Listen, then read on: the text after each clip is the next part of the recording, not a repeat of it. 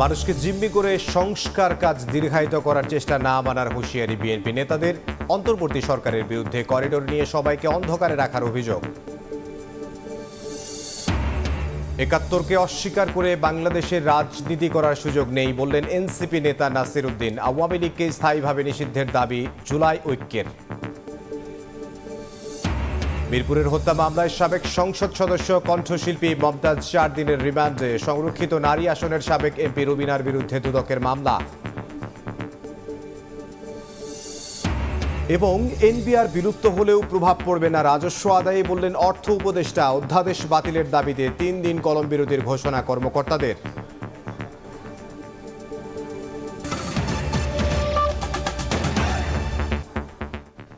সময় সংবাদের সঙ্গে আছি আমি ইমদাদুল হক।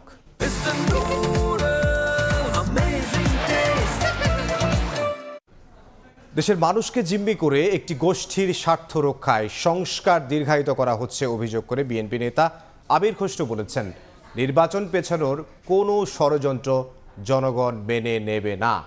আরেক নেতা হাফিজ উদ্দিন আহমেদ বলেছেন, জনগণকে অন্ধকারে রেখে মানবিক করিডোর হতে পারে না। তিনি আরও বলেন, সংকট সমাধানের একমাত্র পথ নির্বাচন। মানবিক করিডোর দেওয়ার নামে দেশের নিরাপত্তা ঝুঁকির মধ্যে পড়ছে বলেও মন্তব্য করেন অন্যান্য রাজনৈতিক দলের নেতারা।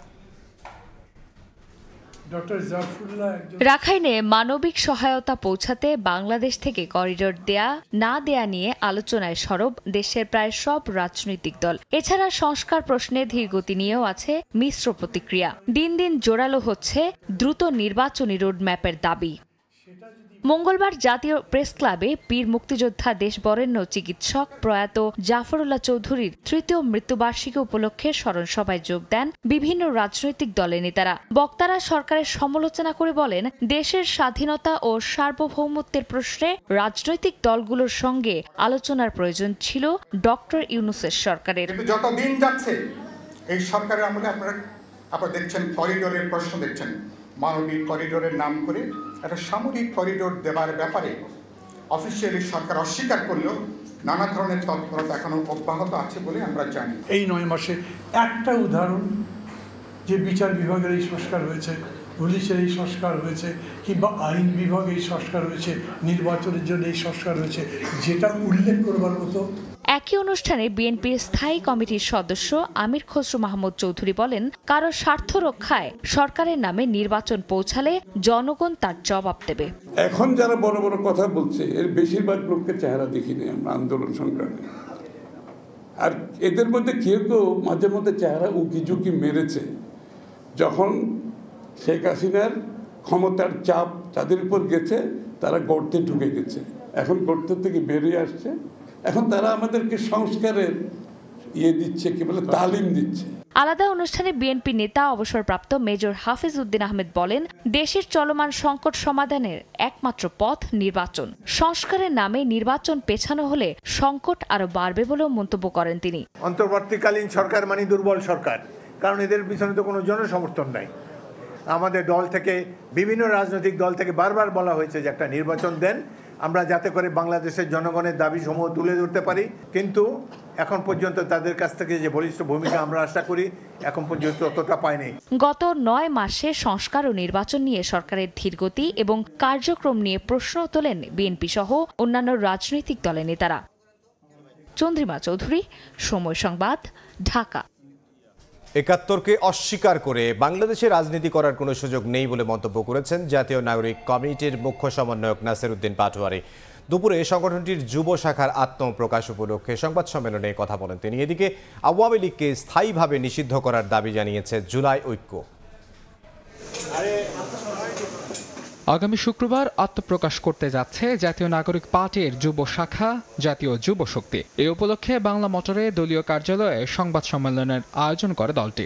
আত্মপ্রকাশ করতে যাচ্ছে। এ সময় এনসিপির মুখ্য সমন্বয়ক নাসির উদ্দিন পাটোয়ারি বলেন, ৭১কে অস্বীকার করে দেশে রাজনীতির কোনো সুযোগ নেই। জাতীয় নাগরিক পার্টি জাতীয় সংঘ নিয়ে যদি কেউ কম্প্রোমাইজ করতে চায় অথবা অবমাননা করে, সে বিষয়ে ধিক্কার জানাচ্ছে। ৭১কে আসলে অস্বীকার করে বাংলাদেশে রাজনীতি করার সুযোগ নাই। ৭১ আমাদের ভিত্তিমূল, আমরা ২৪-এ সেটা রিক্লেইম করেছি এবং এই ভিত্তিমূলে আমাদের থাকতে হবে। যদি কোনো গোষ্ঠী, কোনো পক্ষ ৭১কে বাইপাস করে রাজনীতি করতে চায়, এটা তাদের রাজনীতিটা বুমেরাং হবে, ১ নাম্বার। একই সময় ঢাকা বিশ্ববিদ্যালয়ের মধুর ক্যান্টিনে এক সংবাদ সম্মেলনে দ্রুততম সময়ের মধ্যে বিচার সম্পন্ন করে আওয়ামী লীগকে রাজনৈতিক দল হিসেবে স্থায়ীভাবে নিষিদ্ধের দাবি জানায় জুলাই ঐক্য। দ্রুততম সময়ের মধ্যে বিচার কার্যক্রম সম্পন্ন করে আওয়ামী লীগকে একটি রাজনৈতিক দল হিসেবে স্থায়ীভাবে নিষিদ্ধ করতে হবে। বিগত ১৫.৫ বছরের দুঃশাসনের মূল সহযাত্রী হিসেবে কাজ করেছে ১৪ দল এবং জাতীয় পার্টি। এই রাজনৈতিক শক্তিগুলোর দায় মুক্তি কোনোভাবেই পেতে পারে না। এদিন জুলাইয়ে আহত ও শহীদ পরিবারের পূর্ণাঙ্গ পুনর্বাসনের রোড ম্যাপ প্রকাশের দাবি জানিয়েছে ওয়ারিয়ার্স অব জুলাই সংগঠন। শাহবাগে জুলাই শহীদ স্মৃতি ফাউন্ডেশনের সামনে সংবাদ সম্মেলনে বিভিন্ন দাবি তুলে ধরে সংগঠনটি। মাহাদ ইসলাম ধ্রুব, সময় সংবাদ, ঢাকা। বড় সংস্কারে হাত দিলে বিলম্বিত হবে আগামী জাতীয় নির্বাচন, তাই প্রয়োজনীয় সংস্কারে জোর দিয়েছে সিপিপি। আর জাতীয় ঐকমত্য কমিশনের সহসভাপতি আলী রিয়াজ বলেন, ভবিষ্যৎ বাংলাদেশের পথরেখা নির্ধারণ এবং গণ অভ্যুত্থানের পর রাষ্ট্রের কাঠামোগত পরিবর্তন করাই তাদের লক্ষ্য। ৩২তম দল হিসেবে জাতীয় ঐকমত্য কমিশনের সঙ্গে সংলাপে বাংলাদেশের কমিউনিস্ট পার্টি সিপিবি। মঙ্গলবার সকালে জাতীয় সংসদের এলডি হলে শুরু হয় এই বৈঠক। অংশ নেন সিপিবির ১১ সদস্যের প্রতিনিধি দল। শুরুতেই কমিশনের সহ সভাপতি অধ্যাপক আলী রিয়াজ বলেন, ভবিষ্যৎ বাংলাদেশের পথরেখা নির্ধারণ এবং গণ অভ্যুত্থানের পর কাঠামোগত পরিবর্তন করাই ঐকমত্য কমিশনের লক্ষ্য। আমাদের লক্ষ্য হচ্ছে একটি জাতীয় সনদ, ভবিষ্যতের বাংলাদেশের পথরেখা কিরকম হবে তার একটা ধারণা পেতে পারি, তার একটা অগ্রযাত্রার পথ চিহ্নিত করতে পারি। এখন এই কাঠামোগত পরিবর্তনের জায়গাগুলোকে আরো সুনির্দিষ্ট করা এবং সেগুলি বাস্তবায়নের পথ খুঁজে বের করাটাই হচ্ছে আমাদের কাজ। 4 ঘণ্টা ব্যাপী বৈঠক শেষে সিপিবি নেতারা বলেন, সরকারকে এখন প্রয়োজনীয় সংস্কার করতে হবে। বড় ধরনের সংস্কারে হাত দিলে বিলম্বিত হবে আগামী জাতীয় নির্বাচন। পাশাপাশি সংবিধান পুনর্লিখন নয়, জাতীয়তাবাদ, সমাজতন্ত্র, গণতন্ত্র ও ধর্মনিরপেক্ষতা, এই 4 নীতি অক্ষুণ্ণ রেখে সংবিধান সংস্কারের দাবি দলটির। যে প্রস্তাবগুলো আমরা ঐক্যমত্য হব, সেইটা যাতে নির্বাচিত সংসদ সেইটা সম্পন্ন করতে পারে, সেই কাজটা করতে হবে। এটা মনে রেখেই আমাদের আলোচনা করতে হবে। রাষ্ট্র ব্যবস্থা যেটা আছে লুটেরাদের রাষ্ট্র, সেই রাষ্ট্রটাকে ভেঙে আমরা ব্যবস্থার পরিবর্তন করতে চাই। সেজন্য আমরা মৌলিক সংস্কারের পক্ষে, রাষ্ট্রের স্ট্যাটাসকো মেনটেন করার জন্য, আবার এই রাষ্ট্রটাকে আবার 47-এ ফেরে নেওয়ার জন্য যে সংবিধানের সংস্কারের কথাগুলো আসতেছে, ওই জায়গায় সিপিবি আমরা এটার ঘোরতর বিরুদ্ধে। এখনই গণপরিষদ নির্বাচনের প্রয়োজন নেই বলেও মনে করেন সিপিবি নেতারা। ধ্রুব ব্যানার্জি, সময় সংবাদ, ঢাকা। জামায়াতের নিবন্ধন মামলার শুনানিতে দাঁড়িপাল্লা প্রতীক নিয়ে আলোচনা। এটি কোনো দলের প্রতীক হিসেবে ব্যবহার করতে পারবে না। সুপ্রিম কোর্টের ফুল কোর্টের এমন সিদ্ধান্ত থাকায় জামায়াত তা ফিরে পেতে পারে কিনা এ নিয়ে প্রশ্ন উঠেছে। ইসির আইনজীবী বলছেন, তাদের তালিকায় এখন দাঁড়িপাল্লা প্রতীক নেই। আর জামায়াতের আইনজীবীর দাবি, সুপ্রিম কোর্টের প্রশাসনিক সিদ্ধান্ত থাকলেও এ প্রতীক পেতে কোনো বাধা নেই। দলটির নিবন্ধন ও প্রতীক নিয়ে ফের শুনানি হবে বুধবার। দল হিসেবে নিবন্ধন ফিরে পেতে সর্বোচ্চ আদালতে আইনি লড়াই চালিয়ে যাচ্ছে বাংলাদেশ জামায়াত ইসলামী। নিবন্ধন ফিরে পাওয়ার বিষয়ে আইনি যুক্তিতে এগিয়ে থাকলেও দাড়িপাল্লা প্রতীক পাওয়া নিয়ে দেখা দিয়েছে আইনি জটিলতা। দাড়িপাল্লা প্রতীক নিয়ে টানাপোড়েনের শুরুটা হয় 2016 সালে। নিজস্ব প্রতীক হওয়ায় দাড়িপাল্লাকে কোনো রাজনৈতিক দল বা সংগঠন প্রতীক হিসেবে ব্যবহার করতে পারবে না বলে সিদ্ধান্ত নেয় সুপ্রিম কোর্ট প্রশাসন। সে সময় ফুল কোর্টের এই সিদ্ধান্ত পাঠানো হয় ইসিতে। এরপর প্রতীকের তালিকা থেকে দাড়িপাল্লা বাদ দেয় ইসি। ইসির আইনজীবী আদালতকে জানিয়েছেন, নিবন্ধন বিষয়ে রায়ের অপেক্ষায় তারা। তবে দাড়িপাল্লা প্রতীক এখন আর ইসির তালিকায় নেই। আমাদের পজিশন সেম, যে আমরা স্ক্রুটিনি করছিলাম জামাত ইসলামের কনস্টিটিউশন, সেই অবস্থায় হাইকোর্ট ইন্টারফেয়ার করাকে আমরা ফার্দার প্রসিড করতে পারিনি। এখন আমরা অ্যাপিল ডিভিশনের জাজমেন্ট অপেক্ষা করছি। অ্যাপিল ডিভিশন থেকে জাজমেন্ট হবে, আমরা সেটাই কমপ্লাই করব। দীর্ঘদিনের প্রতীক দাড়িপাল্লা ছাড় দিতে নারাজ জামায়াত। দলটির আইনজীবী বলছেন, যেহেতু দাড়িপাল্লা নিয়ে সুপ্রিম কোর্টের সিদ্ধান্ত প্রশাসনিক, এটি কোনো রায় নয়, সেহেতু এ প্রতীক ব্যবহার করতে কোনো বাধা নেই। ইলেকশন কমিশনের সামনে বিবেচনাধীন কোনো বিষয় আদালত এইভাবে ক্যান্সেল করতে পারে না। এটিকে ইংরেজিতে বলে প্রি ম্যাচিওর।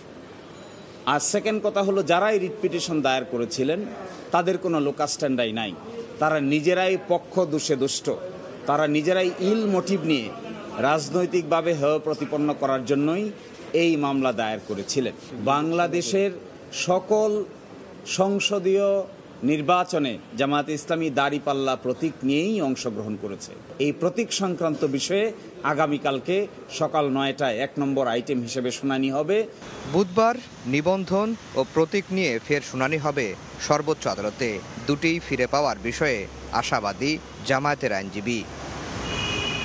আফজাল হোসেন, সময় সংবাদ, ঢাকা। বিচারের 2 ধাপ পার হতেই কেটে গেছে 25 বছর।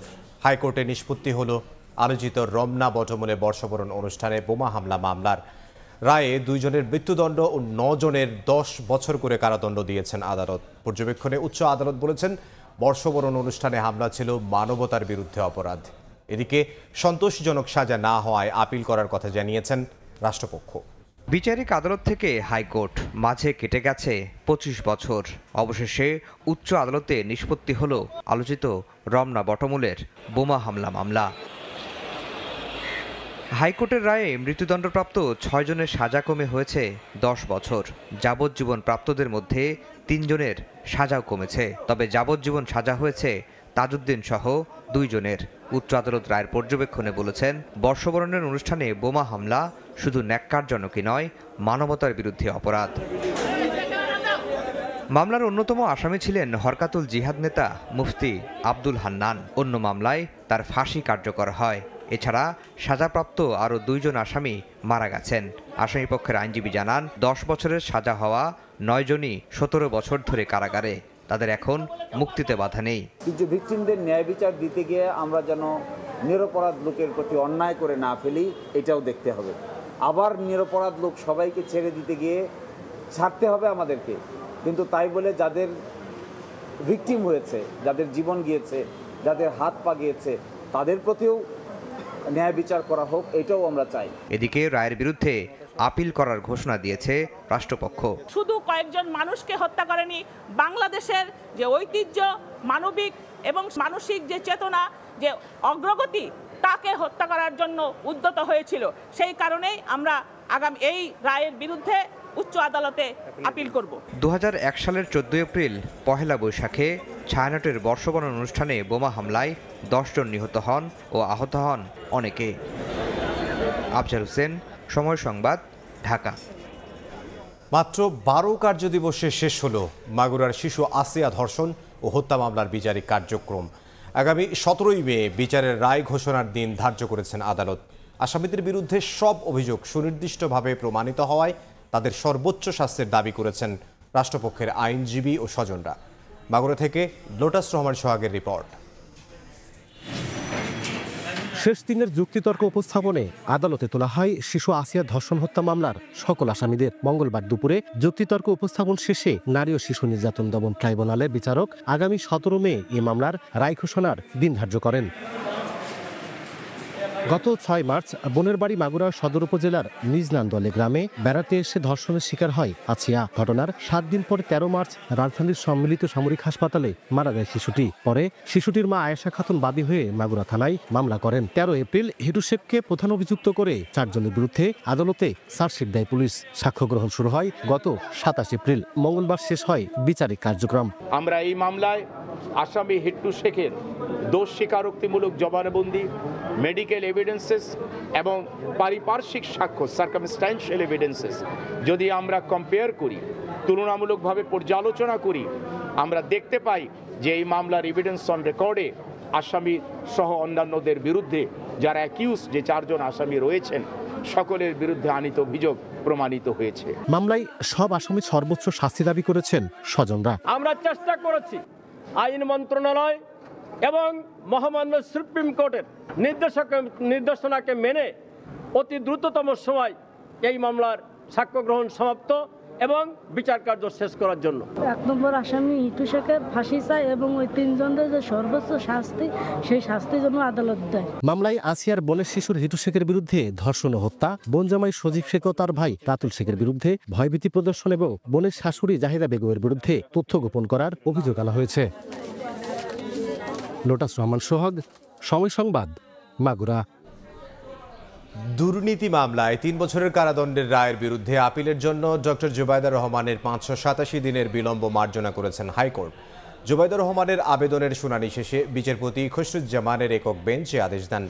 জুবাইদুর রহমানের আইনজীবী ব্যারিস্টার কায়সার কামাল জানিয়েছেন, এখন দণ্ডের রায়ের বিরুদ্ধে আপিল করবেন তারা। এর আগে 2023 সালের অগাস্টে জ্ঞাত আয় বহির্ভূত সম্পদ অর্জনের মামলায় বিএনপির ভারপ্রাপ্ত চেয়ারম্যান তারেক রহমানকে 9 বছর ও তার স্ত্রী ডক্টর জুবাইদুর রহমানকে 3 বছরের কারাদণ্ড দিয়েছিলেন আদালত। 5 অগাস্টের পর আপিলের শর্তে জুবাইদুর রহমানের সাজা স্থগিত করে সরকার। 17 বছর পর 6 মে বেগম জিয়ার সঙ্গে দেশে ফেরেন ডক্টর জুবাইদুর রহমান।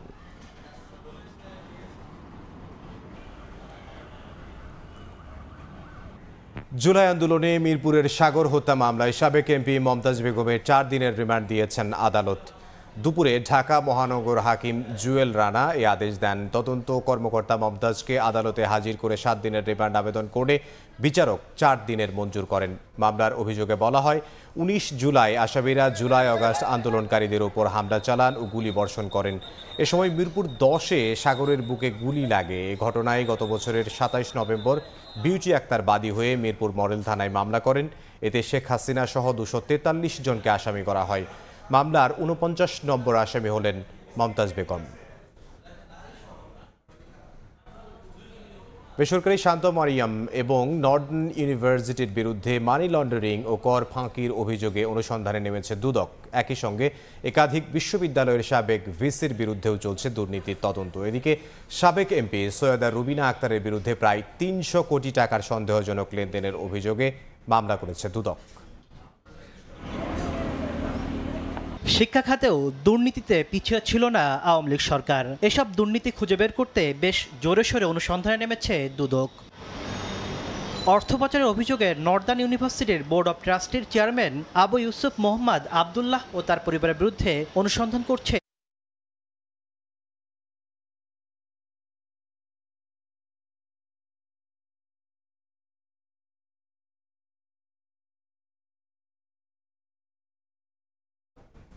আমরা রিপোর্টটি দেখাতে না পারায় আন্তরিকভাবে দুঃখ প্রকাশ করছে। চিকিৎসকদের বেতন বৃদ্ধির প্রস্তাব দ্রুতই বাস্তবায়ন করা হবে বলে জানিয়েছেন স্বাস্থ্য উপদেষ্টা নূরজাহান বেগম। সকালে চীন মৈত্রী সম্মেলন কেন্দ্রে চক্ষু চিকিৎসকদের সম্মেলনে একথা জানান তিনি। 7,000 চিকিৎসককে পদোন্নতি দেওয়ার সিদ্ধান্ত নেওয়া হয়েছে বলেও জানান উপদেষ্টা। জুলাই আহতদের প্রাথমিকভাবে সঠিক চিকিৎসা দেয়ায় দেশের ডক্টরদের প্রশংসা করেন তিনি। এ সময় ওষুধ খাতে প্রচারণার দিকে না ঝুঁকে দাম কমানোর উপর নজর দেওয়ার আহ্বানও জানান স্বাস্থ্য উপদেষ্টা। প্রমোশনের জন্য যে টাকাটা আমরা দিচ্ছি, এই টাকাটা যদি আমরা ওষুধের ক্ষেত্রে কমিয়ে দিতাম তাহলে আমার কত ওষুধের দাম কমে যেত। একজন সার্জন উনি যখন অপারেশন করেন উনি যে টাকাটা পান, অ্যানেস্থেশিয়ার ডাক্তার সেই পয়সাটা পায়। লেখাপড়া করবে কেন? তো আমরা বললাম পড়বে এই কারণে, আমি যদি তার বেতনটা ডবল 3 ডবল করে দিই তাহলে তো সে পড়বে। আমরা এরকম একটা প্রস্তাব নিয়েও গেলাম, ক্যাবিনেটে এটা পাশ হয়েছে। দুর্নীতি দমন কমিশনের যেই প্রতিবেদনটি আমরা দেখতে পারিনি সেটি এখন দেখব। শিক্ষা খাতেও দুর্নীতিতে পিছিয়ে ছিল না আওয়ামী লীগ সরকার। এসব দুর্নীতি খুঁজে বের করতে বেশ জোরে সোরে অনুসন্ধানে নেমেছে দুদক। অর্থ পাচারের অভিযোগে নর্দার্ন ইউনিভার্সিটির বোর্ড অব ট্রাস্টির চেয়ারম্যান আবু ইউসুফ মোহাম্মদ আবদুল্লাহ ও তার পরিবারের বিরুদ্ধে অনুসন্ধান করছে সংস্থাটি। একইভাবে শান্ত মারিয়াম ইউনিভার্সিটি কর্তৃপক্ষের বিরুদ্ধে বিধিমালা লঙ্ঘন করে নিজস্ব আয়ের প্রায় 350 কোটি টাকা শান্ত মারিয়াম ফাউন্ডেশনে হস্তান্তর ও প্রায় 102 কোটি টাকার রাজস্ব ফাঁকির অভিযোগ খতিয়ে দেখছে তারা। ইতোমধ্যে নথিপত্র তলব করে পাঠানো হয়েছে চিঠি। বিধিবিধান লঙ্ঘন পূর্বক নিজস্ব আয়ের 343 কোটি 60 লক্ষ টাকারও বেশি শান্ত মারিয়াম ফাউন্ডেশনের হস্তান্তর এবং প্রতিষ্ঠা লগ্ন থেকে প্রায় 102 কোটি টাকা সরকারি রাজস্ব ফাঁকির অভিযোগের বিষয়েও অনুসন্ধানের সিদ্ধান্ত গৃহীত হয়েছে। বিগত সরকারের আমলে বিভিন্ন বিশ্ববিদ্যালয়ের অন্তত ডজনখানিক সাবেক ভিসি বিরুদ্ধে নিয়োগে জালিয়াতি সহ নানা অভিযোগে অনুসন্ধান করছে দুদক। মহাপরিচালক জানালেন, তদন্ত শেষে প্রয়োজনীয় ব্যবস্থা গ্রহণ করবে তারা। বিভিন্ন বিশ্ববিদ্যালয় এবং শিক্ষা প্রতিষ্ঠানে যে অভিযোগগুলো আমাদের এখানে অনুসন্ধানাধীন রয়েছে, সেই অনুসন্ধানগুলো শেষ হলে নিশ্চয়ই আমাদের অনুসন্ধানকারী দল এই বিষয়ে সুস্পষ্টভাবে তাদের প্রতিবেদনে তাদের সুপারিশগুলো তুলে ধরবেন। যেসব ক্ষেত্রে ফৌজদারি অপরাধ সংঘটিত হয়েছে সেগুলির ক্ষেত্রে ফৌজদারি মামলা রুজু হবে। এদিন সংরক্ষিত নারী আসনের সাবেক এমপি সৈয়দা রুবিনা আক্তার মীরার বিরুদ্ধে প্রায় ৩০০ কোটি টাকার সন্দেহজনক লেনদেনের অভিযোগে মামলা করেছে দুদক। আর ১২৭ কোটি টাকার সন্দেহজনক লেনদেনে মামলা হয়েছে মাতারবাড়ি বিদ্যুৎ প্রকল্পের পরিচালক জাহাঙ্গীর আলমের বিরুদ্ধে। তাসলিম তৌহিদ, সময় সংবাদ, ঢাকা। নির্বাচন কমিশনের নিবন্ধন পেতে চায় ৬৫টি নতুন রাজনৈতিক দল। ভোট যুদ্ধে অবতীর্ণ হতে চাওয়া দলগুলোর বেশিরভাগেরই নেই কেন্দ্রীয় কার্যালয়। ন্যূনতম সাংগঠনিক কার্যক্রম তো দূরের কথা, কমিটি কিংবা কর্মীও নেই। এরপরও নিবন্ধন চাইছে কেন? জবাব খুঁজছেন কাউসারা চৌধুরী কুমু। ক্যামেরায় ছিলেন মোস্তাফিজুল হক।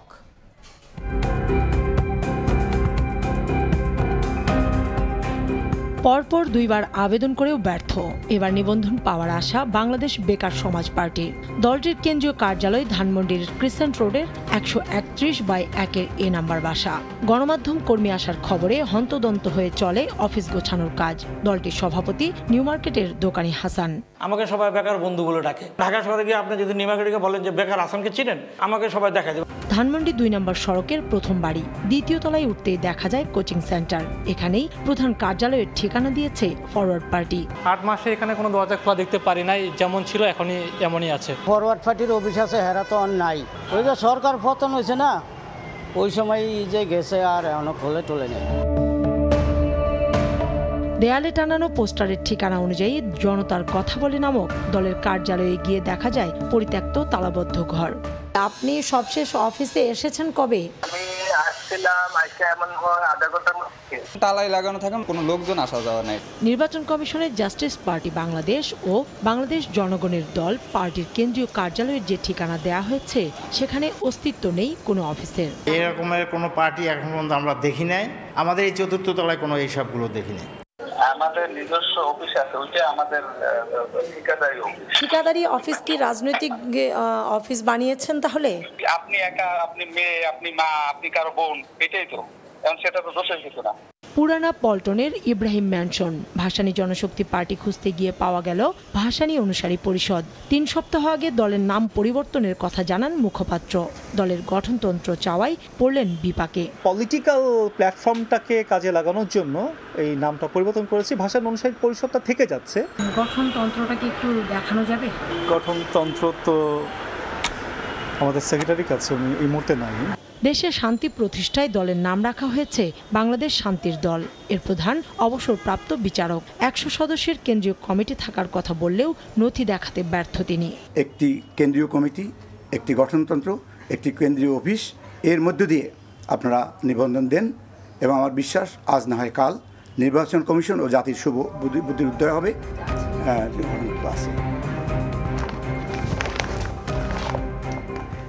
আগামী ২২শে জুন শেষ হচ্ছে ইসিতে নতুন দল নিবন্ধনের আবেদনের সময়।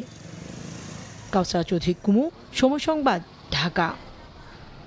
ভারতের গুজরাটে থানায় নিয়ে মারধর, পরে চোখ বেঁধে জাহাজে তুলে চলে অমানবিক নির্যাতন। কয়েকদিন পর গভীর রাতে সাতক্ষীরা সংলগ্ন সুন্দরবনের চরে ৭৮ জনকে ফেলে যায় ভারতীয় কর্তৃপক্ষ। তাদের প্রত্যেকের শরীরে নির্যাতনের চিহ্ন। ভুক্তভোগীদের মধ্যে ৭৫ জন বাংলাদেশে, তাদের পরিবারের কাছে হস্তান্তর করেছে কোস্টগার্ড। দফায় দফায় নির্যাতন, কখনো বাড়ি ঘরে ঢুকে, কখনো থানায় নিয়ে। নাগরিকত্বের প্রমাণ দেখাতে না পারায় ভারতের গুজরাটে পুলিশের হাতে নিপীড়নের শিকার বহু মানুষ। এক পর্যায়ে চোখ বেঁধে শখানেক ব্যক্তিকে তোলা হয় জাহাজে, সেখানেও চলে মারধর, খাবার দেয়া হয় সামান্য। শুক্রবার গভীর রাতে সুন্দরবন সংলগ্ন সাতক্ষীরার শ্যামনগর উপজেলার মান্দারবাড়িয়া এলাকার চরে ওই জাহাজ থেকে ৭৮ জনকে ফেলে যায় ভারতীয় কর্তৃপক্ষ। তাদের সবার শরীরেই রয়েছে নির্যাতনের চিহ্ন। পুরুষদেরকে, মহিলাদেরকে সবাইকে তুলে নিয়ে যায়। সুরত উনপাটিয়া গুজরাটে থাকতাম। রাত ৩টের সময় আমারে উঠাই নিয়ে আইছে, আমার বউ বাচ্চা এখানে রয়েছে। মার খেতে খেতে কেউ বেহুশ হয়ে যায়, বেহুশ হয়ে গেলে তারপরেও মারে আর বলে কি যদি মরে যায় তাহলে সমুদ্রের ভিতরে ফেলে দেব। মঙ্গলবার সকালে সাতক্ষীরার শ্যামনগর থানায় সংবাদ সম্মেলনে কোস্টগার্ড জানিয়েছে, পুশ ইন করা ৭৮ জনের মধ্যে ৭৫ জন খুলনা, যশোর, নড়াইল সহ বিভিন্ন জেলার বাসিন্দা, বাকি ৩ জন ভারতীয়, তবে সবাই বাংলা ভাষাভাষী। বুলডোজার দিয়ে তাদের ঘরবাড়ি ভেঙে দেওয়া হয়, তাদের পরিবারের সামনে তাদেরকে অমানবিক অত্যাচার, শারীরিক নির্যাতন এবং ধর্মীয় অবমাননা সূচক মন্তব্য প্রদান করে। আইনি প্রক্রিয়া শেষে বাংলাদেশিদের পরিবারের কাছে হস্তান্তর করে কোস্টগার্ড। আর 3 ভারতীয়কে নিজ দেশে ফেরত পাঠানোর প্রক্রিয়া চলছে। সময় সংবাদ, সাতক্ষীরা। বরিশাল বিশ্ববিদ্যালয়ের উপাচার্যের অপসারণ দাবিতে একাডেমিক শাটডাউনের মধ্যে এবার অনশন শুরু করেছেন একদল শিক্ষার্থী। একাত্মতা জানিয়েছেন শিক্ষক কর্মকর্তা কর্মচারীদের একাংশ। তবে উপাচার্য বলেছেন দাবি মানার পরও আন্দোলন অযৌক্তিক। বরিশাল বিশ্ববিদ্যালয়ের উপাচার্য ডক্টর সুচিতা শর্মিনের অপসারণের দাবিতে এবার আমরণ অনশনে একদল শিক্ষার্থী। সোমবার দিনভর একাডেমিক শাটডাউন পালনের পর রাত 10টার দিকে এ কর্মসূচি শুরু করেন তারা। শাটডাউনের অংশ হিসেবে মঙ্গলবারও প্রশাসনিক সব দপ্তরে তালা ঝুলছে, ক্লাস কার্যক্রম বন্ধ। আমরা এই ফ্যাসিবাদের পুনর্বাসন এবং এই যে অনিয়ম দুর্নীতি যেগুলো চলছে এগুলো চাই না। হয় উনি পদত্যাগ করবেন অথবা আমরা এখান থেকে আমাদের কফিন যাবে, এটা আমাদের ঘোষণা। ক্ষমতাচ্যুত আওয়ামী লীগের দোসরদের পুনর্বাসন, চলমান আন্দোলনে অংশগ্রহণকারী শিক্ষার্থীদের নামে হয়রানিমূলক মামলা এবং অনিয়ম দুর্নীতির প্রতিবাদে প্রায় 1 মাস ধরে আন্দোলন করছেন শিক্ষার্থীরা। তারা এই বিষয়ে কনসার্ন, কিন্তু এই কনসার্ন হওয়ার যে ফলাফল তার কিছুই আমরা দেখতে পাচ্ছি না। আজকে সিদ্ধান্ত নিব যে শিক্ষকরাও আমরা আমরণ অনশনে আসবো কিনা। তবে উপাচার্য বলছেন দাবি মেনে নেয়ার পরও আন্দোলন অযৌক্তিক। বর্তমানে যে আন্দোলন তার ভেতরে খুব যৌক্তিক দাবি কিছু পাওয়া যায় না। বিভিন্ন স্বার্থান্বেষী মহলের কতিপয় ব্যক্তির ইন্ধনে শিক্ষার্থীদেরকে বিভ্রান্ত করা হচ্ছে। বরিশাল বিশ্ববিদ্যালয়ে 25টি বিভাগে প্রায় 10,000 শিক্ষার্থী অধ্যয়নরত। অপূর্ব অপু, সময় সংবাদ, বরিশাল। কুয়েটে 37 আন্দোলনকারীকে শোকজ করার প্রতিবাদে ক্যাম্পাসে বিক্ষোভ করেছেন শিক্ষার্থীরা। বেলা 11:30টায় স্টুডেন্ট ওয়েলফেয়ার সেন্টারের সামনে থেকে মিছিল শুরু হয়ে ক্যাম্পাস প্রদক্ষিণ করে। আন্দোলনরত শিক্ষার্থীরা বলছেন শিক্ষকদের লাঞ্ছিত করা সহ বিভিন্ন অভিযোগ তুলে সোমবার 37 শিক্ষার্থীকে কারণ দর্শানোর নোটিশ দেয় কুয়েট কর্তৃপক্ষ। 15 মে বিকেল 5টার মধ্যে নোটিশের জবাব দিতে বলা হয়েছে। অভিযোগ ভিত্তিহীন দাবি করে প্রতিবাদ জানিয়েছেন শিক্ষার্থীরা। এদিকে একাডেমিক কার্যক্রম চালুর 7ম দিনেও ক্লাসে যাননি কুয়েটের শিক্ষকরা। শিক্ষকদের লাঞ্ছনায় জড়িত শিক্ষার্থীদের শাস্তি কার্যকর না হওয়া পর্যন্ত ক্লাস পরীক্ষা নেবেন না বলে জানিয়েছে শিক্ষক সমিতি।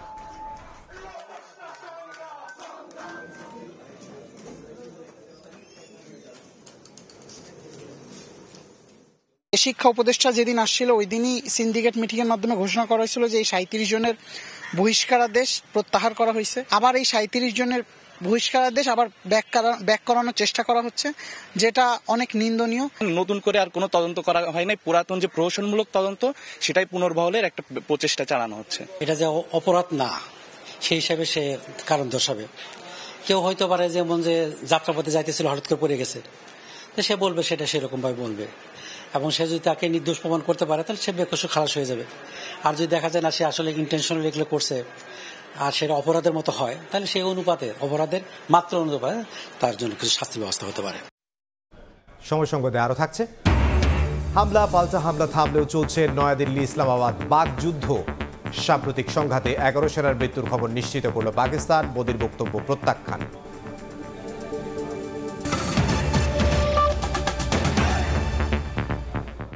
এনবিআর ভেঙে নীতি ও ব্যবস্থাপনা আলাদা করলেও সংস্থাটির কর্মকর্তাদের স্বার্থ বহাল আছে বলে মনে করেন অর্থ উপদেষ্টা ডক্টর সালেউদ্দিন আহমেদ। তিনি আরও বলেন, এতে রাজস্ব আদায়ে কোনো প্রভাব পড়বে না। বিশেষজ্ঞ ও ব্যবসায়ীরা বলছেন, নতুন সিদ্ধান্তের ফলে স্বার্থের দ্বন্দ্ব কমে রাজস্ব আয় বাড়বে, পাশাপাশি গতি আসবে আমদানি রপ্তানি বাণিজ্যে। বিসিএস আয়কর ও কাস্টমস ক্যাডার কর্মকর্তাদের মতামত উপেক্ষা করেই সোমবার রাতে রাজস্ব নীতি ও রাজস্ব ব্যবস্থাপনা আলাদা করে অধ্যাদেশ জারি করেছে সরকার। তাতে রাজস্ব নীতি বিভাগের কার্যপরিধিতে সামান্য পরিবর্তন এসেছে। আর ব্যবস্থাপনা বিভাগের প্রশাসনিক পদগুলোতে প্রশাসন ক্যাডারের পাশাপাশি আয়কর ও কাস্টমস ক্যাডারের কর্মকর্তাদের রাখা হয়েছে।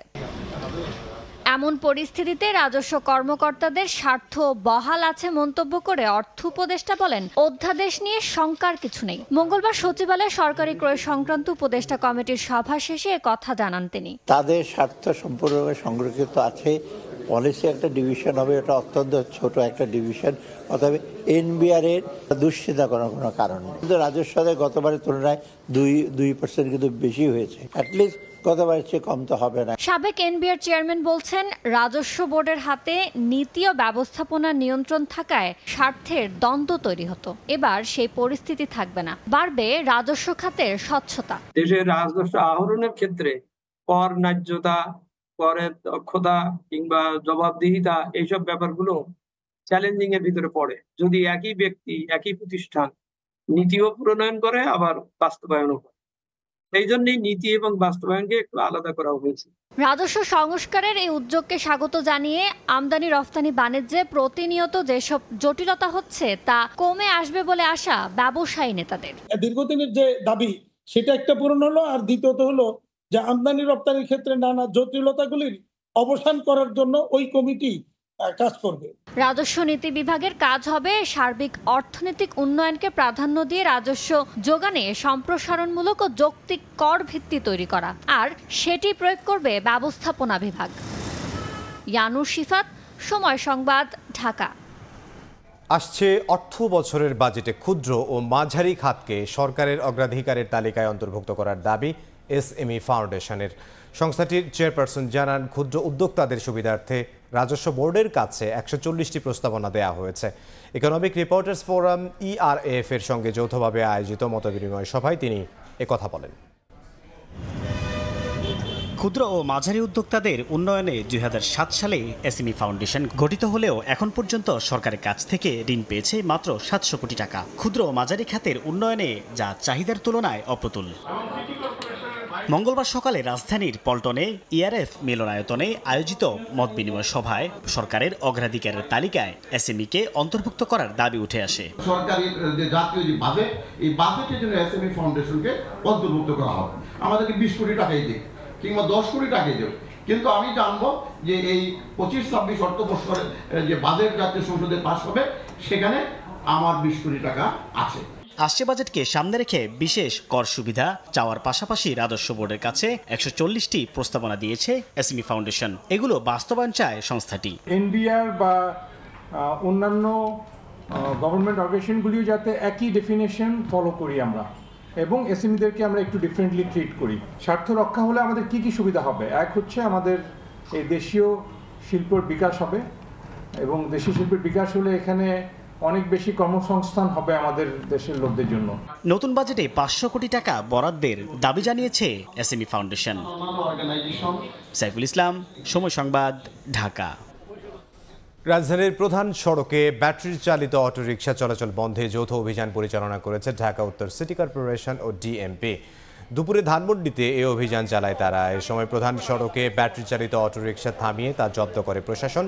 চালকরা বলছেন, যাত্রীদের জোড়াজুড়িতেই মূল সড়কে চালাতে বাধ্য হন তারা। এদিকে মূল সড়ক থেকে অটোরিকশা চলাচল বন্ধে এমন অভিযান চলমান থাকবে বলে জানান ডিএনসিসির প্রশাসক মোহাম্মদ এজাজ।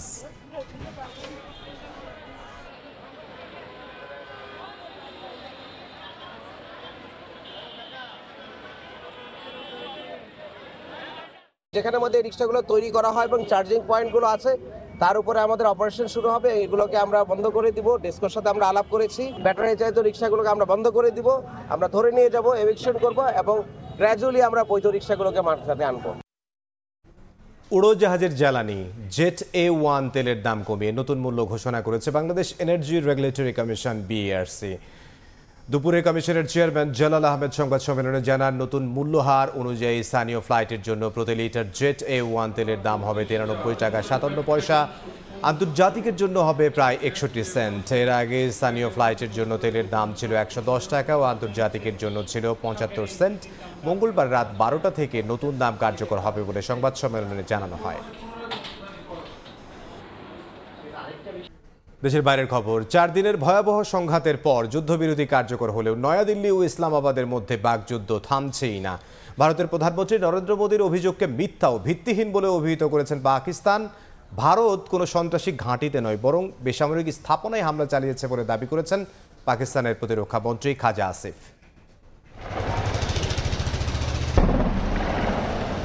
সোমবার আবারও পাকিস্তানের বিরুদ্ধে যুদ্ধবিরতি লঙ্ঘনের অভিযোগ তুলেছে ভারতের সেনাবাহিনী। তাদের দাবি, জম্মু কাশ্মীরের সাম্বা জেলায় ড্রোন হামলার চেষ্টা করে পাকিস্তানের সেনারা।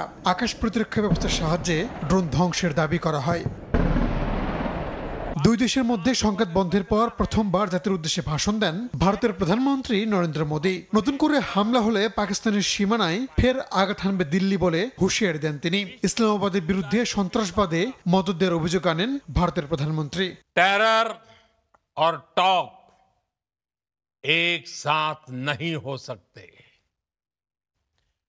टेरर और ट्रेड एक साथ नहीं चल सकते। নরেন্দ্র মোদীর বক্তব্যের তীব্র প্রতিবাদ জানিয়েছে পাকিস্তান। নয়াদিল্লির অভিযোগকে মিথ্যা ও ভিত্তিহীন হিসেবে অভিহিত করেছেন পাকিস্তানের প্রতিরক্ষা মন্ত্রী খাজা আসিফ। মোদী পরাজিত জুয়ারের মতো কথা বলছেন বলে মন্তব্য করেন তিনি। রাহানুল রানা, সময় সংবাদ। দ্বিতীয়বারের মতো ক্ষমতা গ্রহণের পর প্রথম রাষ্ট্রীয় সফরে সৌদি আরব গেলেন মার্কিন প্রেসিডেন্ট ডোনাল্ড ট্রাম্প। রিয়াদের রাজকীয় অভ্যর্থনায় তাকে স্বাগত জানান যুবরাজ মোহাম্মদ বিন সালমান। সৌদি আরবের পাশাপাশি কাতার ও সংযুক্ত আরব আমিরাতেও যাবেন তিনি। ট্রাম্পের মধ্যপ্রাচ্যের এই সফরে ইসরায়েল যাওয়ার কথা থাকলেও শেষ মুহূর্তে তা বাতিল করেন। 3 দিনের সফরে অস্ত্র বিক্রি, সামরিক সহযোগিতা, বাণিজ্য ও বিনিয়োগের পাশাপাশি ইসরায়েল ফিলিস্তিন ইস্যু গুরুত্ব পাবে বলে জানিয়েছে হোয়াইট হাউস। স্থানীয় সময় মঙ্গলবার সকালে সৌদি আরবের রিয়াদে পৌঁছান মার্কিন president Donald Trump. King Khalid আন্তর্জাতিক বিমানবন্দরে তাকে স্বাগত জানান সৌদি যুবরাজ মোহাম্মদ বিন সালমান। দ্বিতীয় মেয়াদে যুক্তরাষ্ট্রের প্রেসিডেন্ট নির্বাচনের পর এটি ট্রাম্পের প্রথম রাষ্ট্রীয় সফর। বিমানবন্দর থেকে রয়্যাল কোর্টে যান ট্রাম্প ও সৌদি যুবরাজ। পরে সেখান থেকে কিং আব্দুল আজিজ আন্তর্জাতিক সম্মেলন কেন্দ্রে সৌদি মার্কিন বিনিয়োগ ফোরামে অংশ নেবেন তারা। গণমাধ্যমকে দেয়া সাক্ষাৎকারে এই সফরকে ঐতিহাসিক উল্লেখ করেন ট্রাম্প। 3 দিনের এই সফরে সৌদি আরবের পাশাপাশি সংযুক্ত আরব আমিরাত ও কাতারে যাবেন মার্কিন প্রেসিডেন্ট। হোয়াইট হাউস জানায়, সফরের মূল উদ্দেশ্য হল মধ্যপ্রাচ্যের দেশগুলোর সঙ্গে যুক্তরাষ্ট্রের সম্পর্ক জোরদারের পাশাপাশি পারস্পরিক স্বার্থ সংশ্লিষ্ট বিভিন্ন বিষয়ে আলোচনা করা। গাজায় যুদ্ধবিরতি এবং সৌদি আরব ইসরায়েলের সম্পর্ক স্বাভাবিকরণ, অস্ত্র বিক্রির মতো গুরুত্বপূর্ণ ইস্যুতেও আলোচনা হবে বলে জানানো হয়। একই সঙ্গে আঞ্চলিক স্থিতিশীলতা, অর্থনৈতিক সহযোগিতা এবং সন্ত্রাসবাদ মোকাবিলায় যৌথ উদ্যোগের ওপর বিশেষ গুরুত্বারোপ করবেন ট্রাম্প। মধ্যপ্রাচ্যে চলমান উত্তেজনার মধ্যেই ট্রাম্পের এই সফরকে অত্যন্ত গুরুত্বের সঙ্গে দেখছেন বিশ্লেষকরা। তাদের মতে বাণিজ্যিক দিক থেকে এই সফর ট্রাম্পের জন্য খুবই গুরুত্বপূর্ণ। সফরের প্রথম দিনেই সৌদি যুবরাজ সালমানের কাছ থেকে যুক্তরাষ্ট্রের শিল্প খাতে $1 ট্রিলিয়ন বিনিয়োগ নিশ্চিত করতে পারেন ট্রাম্প, যা সালমানের ঘোষিত $600 বিলিয়ন প্রতিশ্রুতির চেয়েও বেশি। রাইসা জান্নাত, সময় সংবাদ। ক্রিকেটের খবর, টি-20তে নতুন শুরুর অপেক্ষা। পূর্ণ মেয়াদে নেতৃত্ব পেয়ে কাল স্কোয়াড নিয়ে প্রথম মিশনে আমিরাত যাচ্ছেন লিটন দাস। 2 ধাপে ঢাকা ছাড়বে টাইগাররা। কদিন আগেই নতুন টি-20 অধিনায়ক হিসেবে লিটনের নাম ঘোষণা করে বিসিবি। এরপর সংযুক্ত আরব আমিরাত ও পাকিস্তান সফরের জন্য ক্যাম্প শুরু হয় টাইগারদের। ভারত পাকিস্তান সংঘাতের প্রভাবে পাকিস্তান সফর নিয়ে অনিশ্চয়তা তৈরি হয়। 25 মে থেকে শুরু হওয়ার কথা ছিল 5 ম্যাচ টি-20 সিরিজ, তবে আপাতত 2 দিন পিছিয়ে 27 মে থেকে সিরিজ শুরুর নতুন সূচি পিসিবিকে পাঠিয়েছে পাকিস্তান ক্রিকেট বোর্ড। আলোচনার পর বিষয়টি নিয়ে চূড়ান্ত সিদ্ধান্ত নেওয়া হবে। এদিকে নির্ধারিত সময়েই হচ্ছে আমিরাত সফর। 17-19 মে শারজায় 2টি টি-20 খেলবে বাংলাদেশ দল। আগামীকাল সকাল 10টা এবং সন্ধ্যা 7টায় 2 ধাপে আমিরাত যাবে লিটনের দল।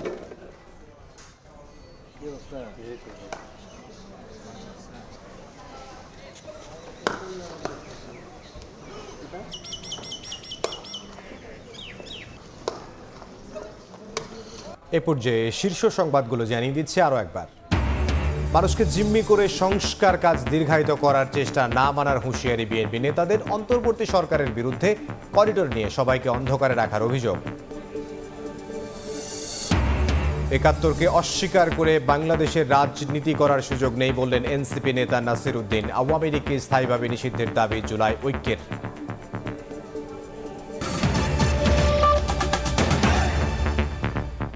এই ছিল সময় সংবাদের সঙ্গে থাকুন সময়।